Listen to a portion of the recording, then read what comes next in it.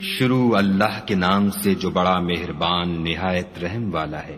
اے محمد صلی اللہ علیہ وآلہ وسلم، جو کپڑے میں لپٹ رہے ہو، رات کو قیام کیا کرو مگر تھوڑی سی رات، یعنی نصف رات یا اس سے کچھ کم یا کچھ زیادہ، اور قرآن کو ٹھہر ٹھہر کر پڑھا کرو۔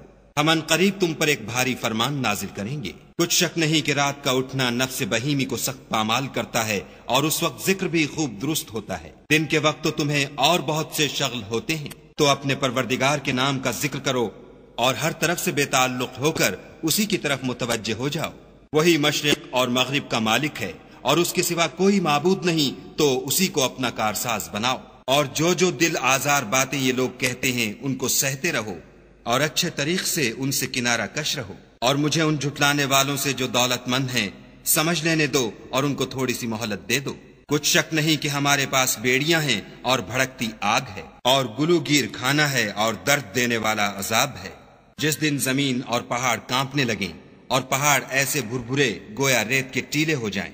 اے اہل مکہ، جس طرح ہم نے فرعون کے پاس موسیٰ کو پیغمبر بنا کر بھیجا تھا، اسی طرح تمہارے پاس بھی محمد صلی اللہ علیہ وآلہ وسلم رسول بھیجے ہیں، جو تمہارے مقابلے میں گواہ ہوں گے۔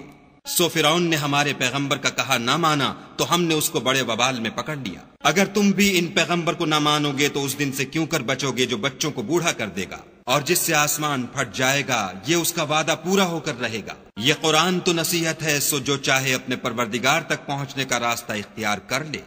تمہارا پروردگار خوب جانتا ہے کہ تم اور تمہارے ساتھ کے لوگ کبھی 2/3 رات کے قریب اور کبھی آدھی رات اور کبھی تہائی رات قیام کیا کرتے ہو، اور خدا تو رات اور دن کا اندازہ رکھتا ہے۔